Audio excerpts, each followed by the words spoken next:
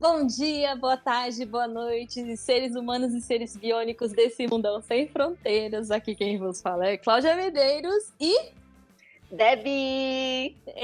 nós somos do canal Mais Que Raios. Estamos aqui para conversar com vocês hoje sobre um assunto muito interessante, que é Queimadas. E como a tecnologia espacial pode ser um aliado nesse problema que não é só específico do nosso país, mas global. Você sabia que eu acho que as pessoas pensam que quando a gente fala de queimadas, que a gente está pensando só na Amazônia, como se só a Amazônia fosse a região no Brasil que tivesse problema com queimadas, né? E também que só o Brasil tivesse problema com queimadas. Mas é mundial esse problema, né? Exatamente. Inclusive, recentemente a gente teve casos bem tristes no Canadá, na Austrália. No Canadá, na verdade, foi o que acabou tomando mais visibilidade, porque é um local que não se esperava ter essa quantidade de queimadas por ser um país frio, né?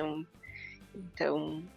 Você sabe que uma das participantes da Escola do Espaço, ela foi embora mais cedo, uma das participantes não, uma das pessoas envolvidas na Escola do Espaço, ela teve que ir embora mais cedo por causa de incêndio, ela precisava fazer uma evacuação na região dela.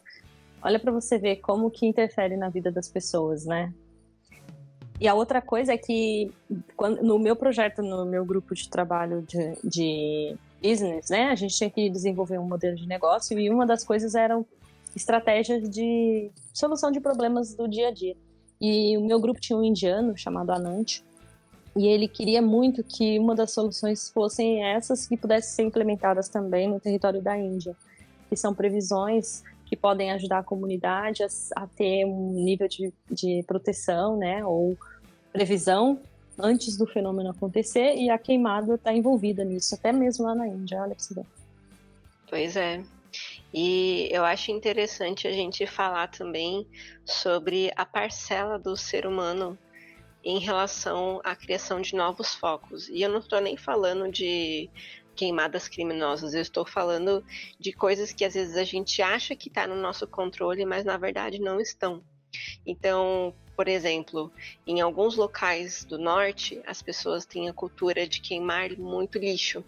Mas às vezes, numa época de seca, numa época que está tendo muitos raios, muitos relâmpagos, isso pode acabar fazendo com que uma simples queimada de lixo pode se tornar algo grandioso e sem controle. E isso pode tirar a vida de muitas pessoas e muitas outras vidas. Inclusive, um dos maiores problemas que eu me lembro na época que eu estava estudando relâmpagos é que incêndios iniciavam na Califórnia, principalmente, naquele lugar onde tem aquelas mansões maravilhosas. Agora até que eu não vi notícia nenhuma, mas teve uma época que estava tendo muitos incêndios, né? Até mesmo em regiões de população muito rica, e eram iniciadas por relâmpagos. Você sabia que relâmpagos podem iniciar uma queimada? Ô, Cláudia, explica mais um pouquinho desse fenômeno que eu acho legal e interessante o pessoal saber por que o relâmpago pode causar uma queimada, já que nós estamos no Mais Que Raios. Mais que raios.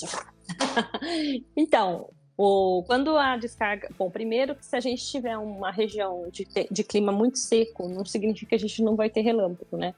Ao início, as propriedades necessárias, porque às vezes a pessoa associa relâmpago a chuva, então tá chovendo, tem nuvem, por causa disso vai ter relâmpago, mas não, tanto que em vulcões, né, a composição química no local, ela influencia muito a ocorrência de dinâmicas de processos, né, convectivos no local que podem gerar esse atrito e gerar, então, esse início, essa descarga elétrica atmosférica. Então, condições climáticas favoráveis para a ocorrência de descargas elétricas podem acontecer em regiões muito secas, por exemplo. E se essa região muito seca tiver ali uma oferta, então, como, por exemplo, o que aconteceu muito, né, na Califórnia, e também acontece aqui, tá? Acontece aqui em florestas, quando está muito seco. O que acontece é que quando está muito seco se prolifera muito mais rápido, né? Mas o que acontece é que a descarga ela vai cair no ponto mais alto, algumas vezes é uma árvore, e aí ele, por causa do calor, né, da condução do calor que acontece no canal do relâmpago, né, por efeito Joule, ele aquece muito aquela região. Então, se tiver uma propensão, aquilo ali vai pegar fogo. Se pegar fogo, Aí, normalmente, ao mesmo tempo que está acontecendo relâmpago, pode ter processos convectivos, pode ter ventos, e aí essa mudança de temperatura e todo esse fluxo aí faz com que esse fogo se alastre por uma região se ele tiver combustível, né? E nesse caso, o combustível acaba sendo também a própria árvore. E aí, uma vez que ele inicia, é muito difícil parar. Primeiro porque o clima já está sendo favorável para a ocorrência daquela propagação das queimadas, né? E aí é um desastre anunciado pelas nuvens, vamos dizer assim, ou pelos relâmpagos. Mas o principal é que, às vezes, esses relâmpagos eles podem acontecer em áreas isoladas. E aí é mais difícil de conter. E quando ele começa a se propagar, é mais difícil de controlar. E aí que entra a tecnologia espacial. Exatamente para poder conseguir fazer o monitoramento de áreas que são mais distantes, áreas mais remotas, que até a pessoa conseguir detectar que está acontecendo um novo foco naquele local, pode ser tarde demais. O fogo pode estar ocupando uma área muito maior do que ele poderia estar ocupando se ele tivesse sido detectado logo no início. Então é por isso que a tecnologia espacial, os satélites, eles são tão importantes nessa batalha contra queimadas e desmatamento natural por queimadas. A gente tem regiões aqui no Brasil que são regiões com maior chance de acontecer relâmpagos, mas, digamos assim, a gente está falando relâmpago como um causador das queimadas, mas não é só o relâmpago que é o causador da queimada, tá? Existem, principalmente, e eu acredito que isso é ainda também um trabalho que precisa ser feito de conscientização, pessoas colocando fogo em algum tipo de terreno para poder fazer algum tipo de plantio ou queima de algum lixo. E isso daí, as pessoas sempre tendem a imaginar que elas têm controle, como você falou, né? Mas elas dependem de outros fatores que às vezes podem fazer aquele fogo se proliferar. Às vezes até uma bita de cigarro jogada na estrada, no terreno, numa grama que está muito seca, num calor muito intenso, pode iniciar uma faísca de fogo que pode se propagar.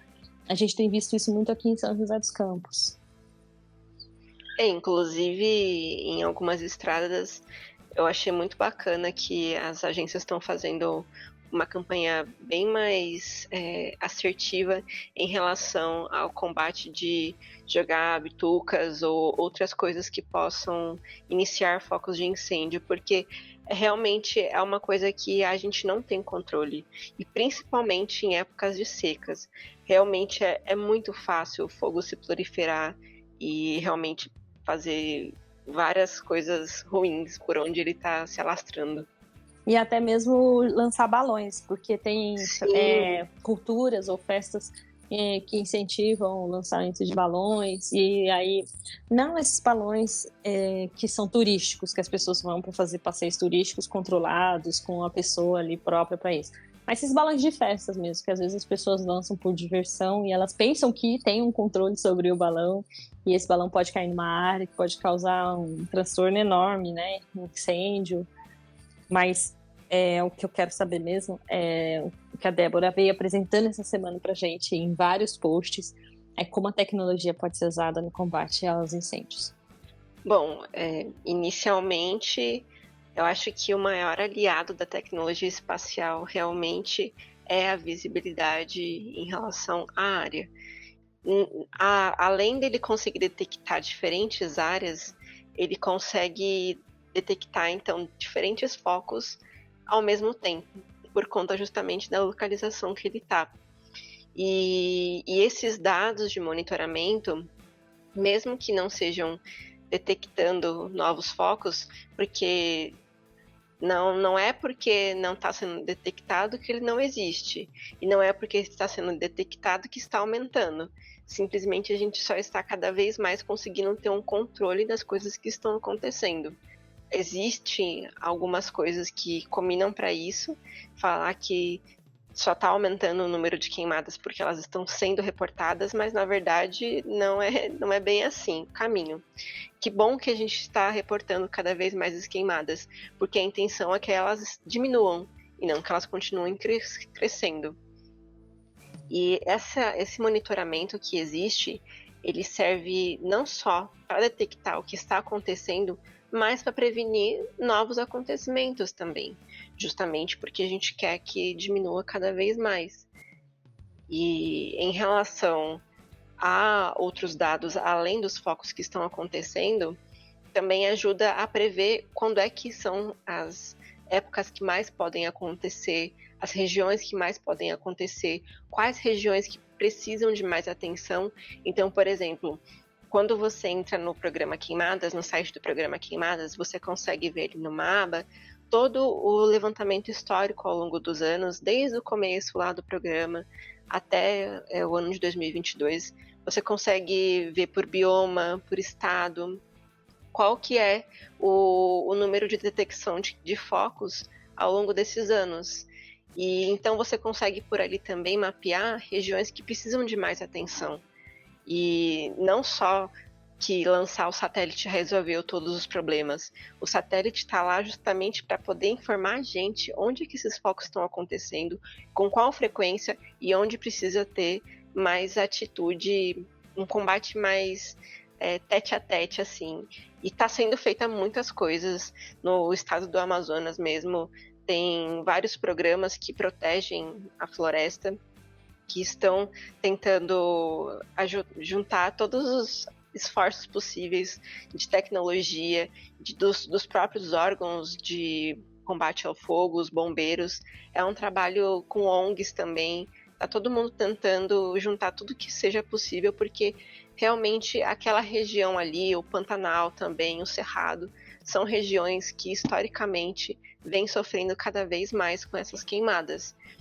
E esses dados eles só conseguiram chegar com tanta frequência e com esse embasamento histórico porque justamente a gente tem satélites imaginando lá da órbita todas essas regiões.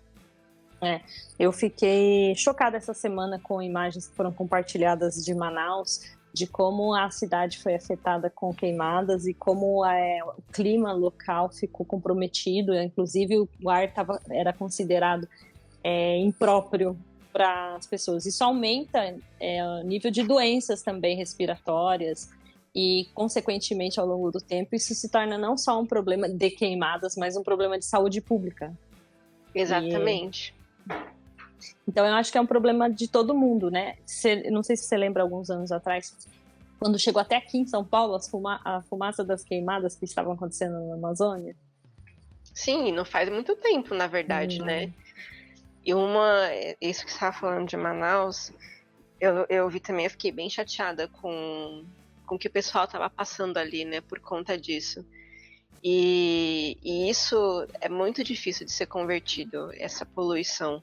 Inclusive tem algumas cidades, até mesmo aqui no interior de São Paulo, que justamente foram apontadas como cidades difíceis de se respirar, cidades com maior índice de problemas respiratórios, justamente por conta da quantidade de poluição gerada ali.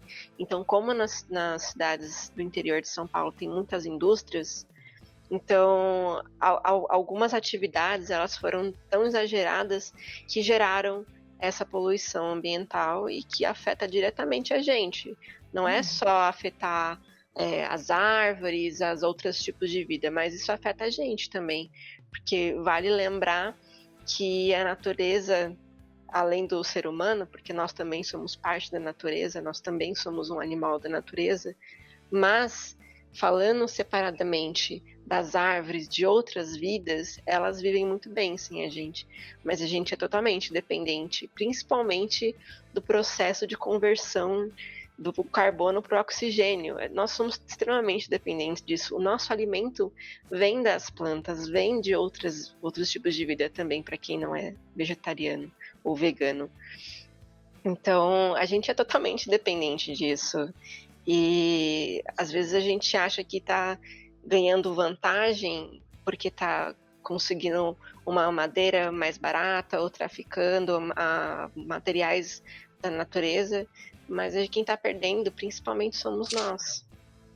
E na agricultura, por exemplo, algumas técnicas de agricultura que envolviam queimar plantações antigas para gerar um certo tipo de fertilização no solo, elas hoje já não são mais as técnicas atuais. Então, é Sim. muito interessante estar acompanhando, inclusive, a evolução tecnológica com relação a isso e técnicas de prevenção, né? Eu sei que mudou muito, tem muita coisa mais tecnológica hoje acontecendo para você fazer o uso adequado da terra, reutilização no mesmo terreno, sem precisar gerar focos de queimada, né? Eu moro aqui num bairro que na frente tem uma área que tem bastante área verde, assim, e sempre eles queimam aquela grama. E eu não tenho certeza se eles fazem isso intencional ou não. Me parece que sim. E aí sempre a gente tem um nível de fumaça muito grande de queimado aqui no meu bairro por conta dessa região. O trabalho, eu acredito que seja também de conscientização da população a respeito disso. Com certeza. E criar um ecossistema de busca de soluções rápidas para isso, né? E aí é onde vem o espaço, né? E também vem o envolvimento das pessoas. O que você acha? Eu acho que é um serviço para todo mundo. Mas você tem uma ideia? Quais são, por exemplo, os profissionais que trabalham no queimadas? A gente sabe, por exemplo, eu tô lá, eu ajudo o satélite a funcionar para ele poder fazer imageamento e a gente conseguir detectar alguns focos. Olha como que é interessante. E isso daí é utilizado depois por um grupo de pessoas que fazem análise das imagens e disponibilizam isso para a equipe que pode ir lá, né, de bombeiros, policiais ambientais, ou até mesmo para a população. Porque pelo que eu sei, o projeto Queimadas, ele envolve a população também, né, nesse, como você disse, ONGs e tal, para se apropriarem do meio ambiente como parte de si mesmo e ajudarem a proteger. Sim, inclusive todos os dados gerados pelo programa Queimadas, eles são públicos. Qualquer um que tiver interesse pode entrar na plataforma e navegar por todos os dados, sejam dados que estão acontecendo neste momento, né, que é o site atualizado a cada 10 minutos, ou sejam dados históricos para você conseguir ver algum tipo de comportamento. Mas eu acho que essa parte da conscientização é o ponto-chave. Porque eu sei que tem muitas notícias, muitos acontecimentos que acabam sendo muito alarmistas, de ai meu Deus do céu, a Amazônia, o pulmão do mundo, vai acabar, todo mundo vai morrer, não sei o quê. Então eu já chuto o pau da barraca, sabe? Já que a Amazônia vai morrer, vamos queimar mesmo, vamos desmatar mesmo, já que não tem mais o que fazer, mas não é bem assim. A humanidade se mostrou capaz de fazer coisas incríveis ao longo dos anos, ao longo dos séculos. A gente conseguiu mandar naves para outros planetas, para o Sol. Isso é muito incrível. Então a gente tem potencial. A gente só precisa se unir realmente para que isso seja também uma prioridade. Porque enquanto se não se tornar uma prioridade, não tem como a gente reverter a situação.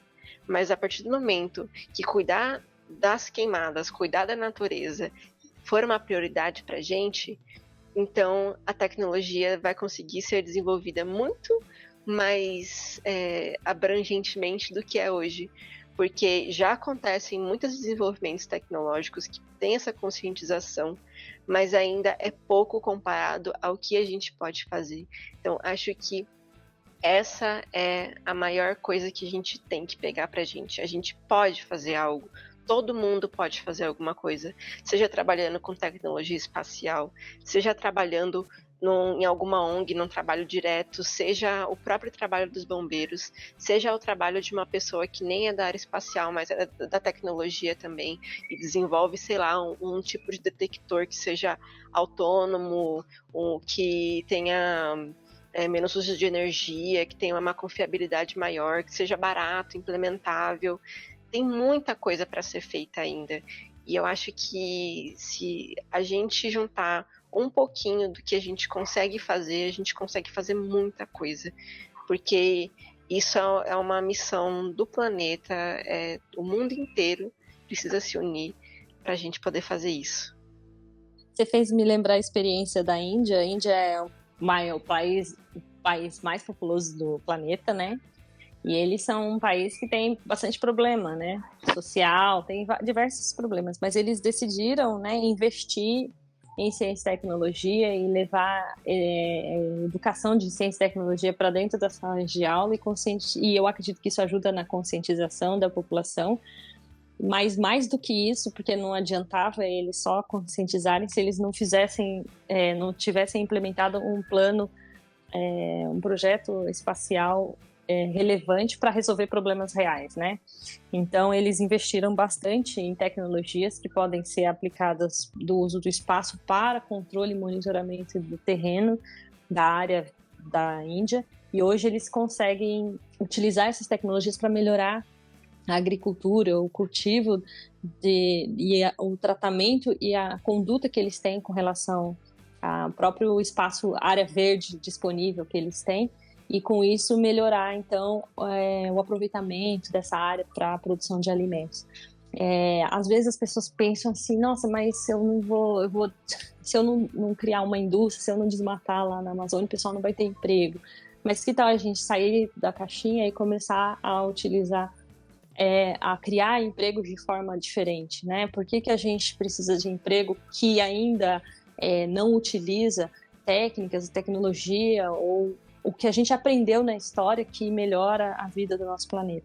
Então, por que a gente não educa, então, para que eles possam criar novas tecnologias e resolver esses problemas de uma forma mais saudável para eles e para o planeta também? E eu acho que o Brasil tem tudo para dar muito certo nessa área, porque nós já somos agro-tech, agro-pop, agro é tudo. Então, é muito importante que a gente entenda como usar a agricultura a favor da vida, né, das pessoas, sem destruir a natureza. E a tecnologia vem para isso, principalmente o espaço. Eu acho que isso é uma tendência, né, o uso de tecnologias espaciais para poder fazer o controle das nossas florestas e etc. Mas as queimadas estão aí. E elas precisam entrar na nossa conta também. Com certeza. Bom, e eu espero que essa conversa tenha gerado em vocês que estão escutando a gente um pouquinho de vontade de contribuir com isso, de contribuir seja diretamente na tecnologia espacial, seja em outra área da tecnologia, ou seja na própria divulgação, falando para o seu vizinho, falar assim, olha, não é legal queimar o lixo caso você presencia uma cena dessa. Isso pode causar prejuízos para nossa comunidade, para nossa rua, para os nossos vizinhos. Que você também faça uma escolha diferente para que aquilo que você está fazendo, será que não tem uma outra forma diferente de fazer que seja menos agressiva ao meio ambiente? Ninguém precisa ser perfeito, ninguém nunca vai ser perfeito, mas pequenas escolhas que a gente faz no todo geram grande diferença e grande impacto. Então é por isso que a gente não pode perder as esperanças, a gente precisa continuar usando todas as ferramentas que a gente tem. E a tecnologia, ela é a mais poderosa de todas, principalmente a espacial. Se a gente souber usar direitinho, se unir, a gente consegue fazer coisas incríveis e melhorar sim o planeta, para que a gente, enquanto estiver aqui nele e para as próximas gerações, que seja um lugar melhor e menos pior do que foi os últimos anos. E para saber mais sobre o Projeto Queimadas, é só visitar o site do INPE e entrar no Projeto Queimadas. Se você é um entusiasta e quer entender, lá tem toda a descrição, dá para você saber. E se você é um curioso mais profundo, assim, e quer trabalhar com dados, quer ver como isso funciona, os dados são abertos, você pode obter esses dados, você pode fazer um curso ou aprender ou usar suas técnicas de processamento de dados e tentar entender lá os dados. Fiquem à disposição, está à disposição os dados dos satélites que fazem parte dessa parceria para controle e monitoramento do clima da Terra, né? E também há sites internacionais, a gente vai deixar alguns links aqui embaixo para vocês na descrição. E o portal tá lá com todos os dados, tudo transparente. É só você buscar que as informações estão aí. Se você não sabe, busque, mas dá para você saber. E se vocês também quiserem saber alguns detalhes mais técnicos de como é que funciona realmente os satélites se comunicando com as nossas antenas, os satélites que fazem parte desse programa, algo mais aprofundado, fala pra gente que a gente pode voltar com essa conversa numa abordagem um pouquinho diferente. Mas se vocês não falarem, a gente não vai saber. Então, já além de deixar o seu like aqui, de inscrever no canal, também deixa um comentário falando sobre o que você queria saber, mas que a gente pode retornar aqui com uma nova conversa. Isso, e se você quiser mais detalhes, a gente também pode convidar um especialista para poder contar um pouquinho mais disso para vocês também. Ensinar alguma coisinha que a gente não sabe, mas que eles sabem. Tudo bem? Então é isso, pessoal. Antes de finalizar, eu vou de novo ser chato e pedir para você deixar o seu like, se inscrever, interagir com a gente. Tem nossas redes sociais também, que a gente faz posts semanalmente a respeito dos assuntos que a gente está comentando aqui. E se você gostou desse conteúdo também e quiser compartilhar com alguém, acha que ele é útil, não teme, faça isso que ajuda muito a gente, que a gente está fazendo aqui de coração e com muito carinho. Então tá bom, pessoal. A gente vai ficando por aqui hoje. É isso. Até a próxima aí. Até a próxima e tchau! Tchau!